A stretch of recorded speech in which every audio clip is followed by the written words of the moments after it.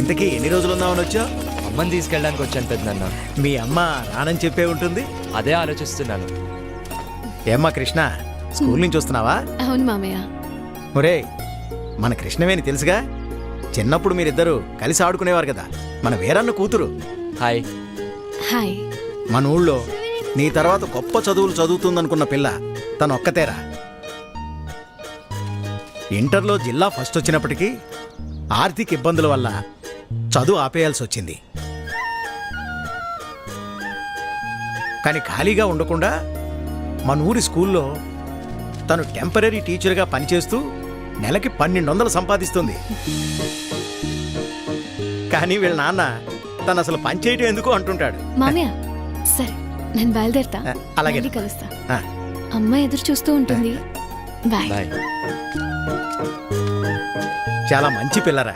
ఆడపిల్ల కాబట్టే ఉద్యోగం చేయొద్దంటాడా? అసలు పిల్లల్నే ఉద్యోగం చేయొద్దంటాడు. అదేంటి? ప్రభుత్వం ఇన్ని ఉచిత పథకాలు ఇస్తుంటే కష్టపడి పనిచేయాల్సిన అవసరం ఏంటి అన్నది అతని సిద్ధాంతం. ఏంటి పెద్దనాన్న ఇది మరీ టూ మచ్ కాకపోతే? వేరన్నే కాదు, ఇలాంటి వాళ్ళు ఊళ్ళో ఇంకా చాలా మంది ఉన్నారు. ఇందాక చెప్పానుగా, మెల్లిమెల్లిగా నీకే అర్థం అవుతుందిలే. పద. అభి అన్న, నిన్ను వీరన్న మామ ఇంటికి రమ్మన్నాడు. కాసేపు అయ్యాక వస్తానని చెప్పు. అలాగే.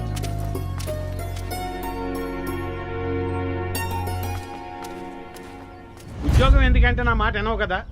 నువ్వు మీ అన్నలో నా మాటకు విలువ ఇవ్వడం లేదు. దానికి ఎలాగో పెళ్లి చేద్దాం అనుకున్నాం కదయ్యా. అంతవరకు దానికి నచ్చిందేదో చేసుకునేమో. వదిలేయ్యా. సర్లే, మీ ఇష్టం వచ్చినట్టు చేసుకోండి.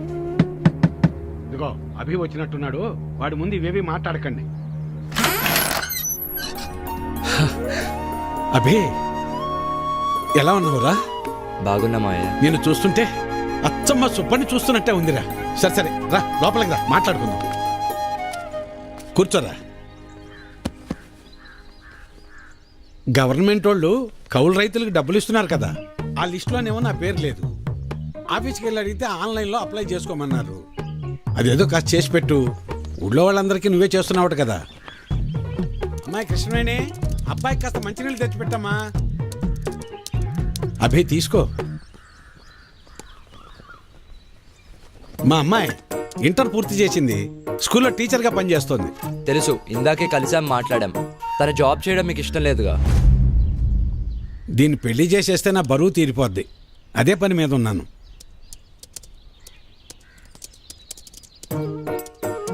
సరే, అప్లై చేసేసాను. 4 daysలో కన్ఫర్మ్ అవుతుంది. వీరి వీరి గుమ్మడి పండు. వీరి పేరేంటి చెప్పండి? లక్ష్మి. హాయ్ కృష్ణ. హాయ్. ఏంటి రోజు పిల్లలకి క్లాసులు లేవా? లేవు, ఎవ్రీ సాటర్డే కల్చరల్ యాక్టివిటీస్ ఉంటాయి. ఓ అవునా, రాంగ్ టైంలో వచ్చినట్టున్నాను. అలా ఏం లేదులే. ఏంటి ఇలా వచ్చావు? ఏం లేదు, అలా ఊర్లో తిరుగుతుంటే స్కూల్ కనిపించింది, వచ్చేసాను. అయినా వీరన్న మామ ఎందుకు ఇలా మారాడు?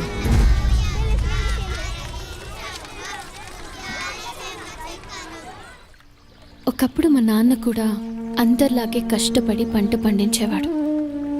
కానీ ఒక తుఫాను మా అందరి జీవితాల్ని మార్చేసింది. ఆ తర్వాత నాన్న ఆలోచన విధానమే మారిపోయింది. నాన్నొక్కరి కాదు, అలా ఇక్కడ చాలా మంది మారారు. కానీ నాకు మాత్రం అలా ఉండటం ఇష్టం లేదు. జీవితంలో ఏదో సాధించాలని ఉంటుంది. అలా అని ఊరు వదిలి వెళ్ళలేను. నాకు ఈ పచ్చటి పొలాలంటే చాలా ఇష్టం. అందుకే టెంపరీగా చేసే ఈ జాబ్తో వచ్చే డబ్బులతో బీఎస్సీ అగ్రికల్చర్ వొకేషనల్ కోర్స్ చేస్తున్నాను. నీ యాటిట్యూడ్ నాకు బాగా నచ్చింది. Amazing mind set. బాయ్.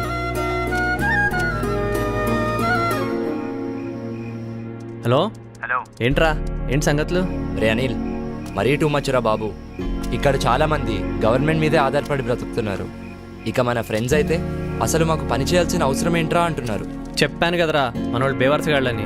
కొందరైతే కాకులు వస్తాయా లేదా అని బెట్టింగ్లు వేసుకుంటున్నారు. ఇంకొందరు ఉన్న పథకాలు సరిపోలేదని ఇంకా ఏమైనా దొరుకుతాయా అని వెతకమంటున్నారు. టూ మచ్ కదరా. అది వాళ్ళ తప్పు కాదరా, మన ప్రభుత్వాలు వాళ్ళని అలా తయారు చేశాయి. కరెక్టే, కానీ వాళ్ళు కూడా కాస్త ఆలోచించుకోవాలి కదరా. దానివల్ల మనకే నష్టమని. అంత ఆలోచించే జ్ఞానాన్ని కూడా మన నాయకులు మనకు పంచర్రా. ఎందుకంటే ఎక్కడ మనం వాళ్ళని నిలదీస్తామో అని వాళ్ళ భయం. మరి ఇలాగే ఉంటే ఎలారా? రేయ్, దీనికే ఇలా అనుకుంటే కొన్ని రోజుల తర్వాత మన ఊర్లో ఎంపీటీసీ ఎలక్షన్స్, అప్పుడు అస్సల పండగ మొదలైద్ది. ఎలక్షన్స్ వస్తే పండగ ఏంట్రా? మరి మన దేశంలో కుల మత ప్రాంతీయ అభిప్రాయ భేదాలు లేకుండా జరుపుకునే ఏకైక పండగ ఎన్నికల పండగరా. క్రిస్మస్కి శాంటా క్లాస్ ఫ్రీ గిఫ్ట్స్ పంచినట్లు ఎన్నికల ముందు మనకు కూడా మన నాయకులు ఫ్రీ గిఫ్ట్స్ ఆఫర్ చేసే రోజులు రావి. చూస్తావుగా, నీకే అర్థమవుతుందిలే. హలో హలో, రేయ్ లైన్లో ఉన్నావా? హలో. ఏమైందిరా? కానీ వీళ్ళందరి మధ్యలో ఒక్క అమ్మాయి మాత్రం చాలా మెచ్యూర్డ్గా ఆలోచిస్తుంది. ఎవరు? మన కృష్ణరా, వీరన్న మామ కూతురు. ఓ తనా? తను మాత్రం లైఫ్లో ఏదో సాధించాలని తండ్రి వద్దంటున్నా కూడా పాసిబిలిటీస్ వెతుక్కుంటూ టీచర్గా జాబ్ చేస్తూ వచ్చే డబ్బులతో BSc అగ్రికల్చరల్ వొకేషనల్ కోర్స్ చేస్తుందిరా. నాకు తను బాగా నచ్చేసిందిరా. ఏంట్రా కొంపదీస్ లవ్వా? అలా ఏం కాదురా, but she is something special. I like her. ఓ ఇప్పుడు లైక్ అంటావు, తర్వాత లవ్ అంటావు. అచ్చయ్ నోర్మై, ఫోన్ పెట్టు. రేయ్ చల్లో, బయట ఏం చేస్తున్నావు? ఏం లేదన్నా, ఫ్రెండ్తో ఫోన్ మాట్లాడుతున్నా. సర్లే, వెళ్ళి పడుకో. సరే, నువ్వు కూడా వెళ్ళి పడుకో.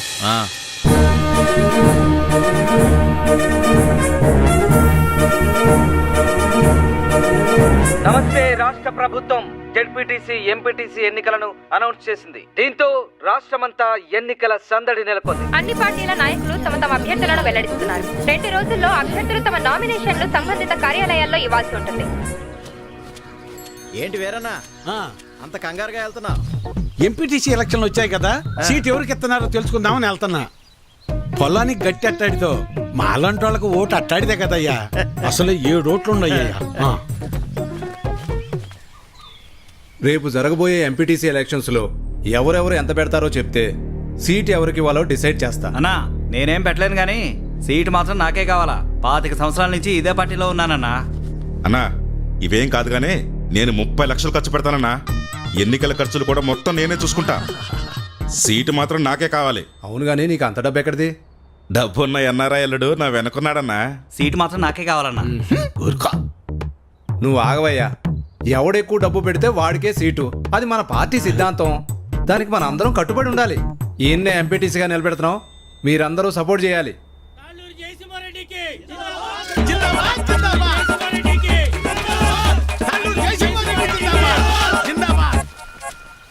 ఏంటి వీరన్నా, మళ్ళీ ఎక్కడికి వెళ్తున్నావు? ఈ పార్టీ వాళ్ళు తాళ్ళూరు జయసింహారెడ్డికి టికెట్ ఇచ్చారు. ఆడు 30 లక్షలు ఖర్చు పెడతాడంట. అవతల పార్టీ వాళ్ళు ఎవరికి సీట్ ఎత్తున్నారో తెలుసుకోవాలయ్యా. కర్మభూమిలో కర్మ కట్టుబడి ఉండాలి కదా. మన కట్టుబడి ఇదే కదా. అసలు 7 ఓట్లు ఉండయ్యా. అసెంబ్లీలో సీట్స్ కి లిమిట్ ఉంటుంది, తిరుపతిలో దర్శనానికి లిమిట్ ఉంటుంది. ఏ లిమిట్ లేకుండా డబ్బులు ఖర్చు పెట్టేవాడికే ఎలక్షన్లో సీట్ ఉంటుంది. అది వీటన్నిటికంటే ముఖ్యమైనది నా దగ్గర ఉందన్నా.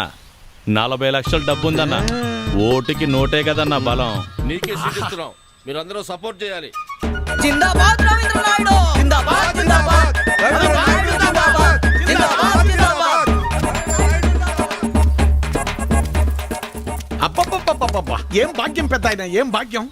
2 పార్టీల వాళ్ళు డబ్బులు బాగా ఖర్చు పెట్టే వాళ్ళకే సీట్లు ఇచ్చారు. చిట్టి దగ్గర అప్పు అడగడానికి వెళ్తున్నా. 4 రోజుల్లో ఎలాగో వీళ్ళు ఇచ్చే డబ్బులు వచ్చేస్తాయి కదా. ఆనందంగా అప్పు చేయొచ్చు.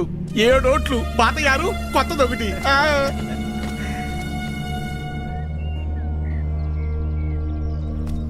నీకెందుకయ్యా ఇవన్నీ? నువ్వు చేయలేవు బాబు. చేయలేమనుకుంటే ఎప్పటికీ చేయలేం బాబాయ్. అయినా చిన్నప్పుడు నాన్నతో చేసిన పనులే కదివి. ఏం కాదులే. ఇంత పెద్దవాడివైనా అప్పటి విషయాలు ఇంకా మర్చిపోలేదా? ఎలా మర్చిపోతాను బాబాయ్? ఇప్పుడు ఈ పనులు చేస్తూ ఉంటే కూడా నాన్నే గుర్తొస్తున్నారు. నువ్వేమో ఇలా అంటున్నావు, కానీ ఈ ఊర్లో సగం మంది పొలం పండించడమే మానేశారు. ఆ వీరన్న అయితే కౌలు పనికైనా రారా, చేతిలో ఖర్చులకు 4 డబ్బులుంటాయి కదా అంటే, నేను పని ఎప్పుడో మానేశాను, అయినా పని చేయాల్సిన అవసరం నాకేముంది అంటాడు. ఇలా అందరూ ఉంటే ఎలా చెప్పు బాబు? ఆ మాట ఎంత చెప్పినా ఎవరూ అర్థం చేసుకోవడం లేదు.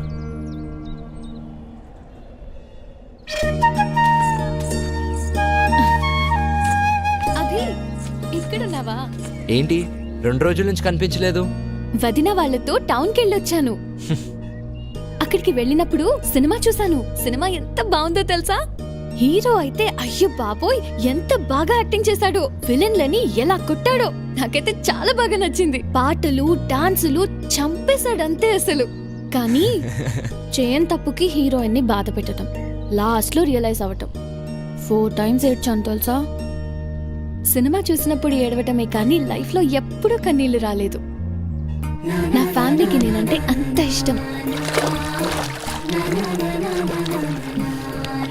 నా హ్యాపీనెస్ ఏంటో తెలుసా? మార్నింగ్ లేవటం, నాన్నకి కాఫీ ఇవ్వటం, అన్నయ్యలకి బాయ్ చెప్పటం, వదినలతో కబుర్లు చెప్పటం, రెడీ అయి స్కూల్కి వెళ్ళటం, ఈవినింగ్ ఇంటికి వచ్చాక అమ్మతో మాట్లాడటం, అందరం కలిసి భోజనం చేయటం. This is my simple life. I like you.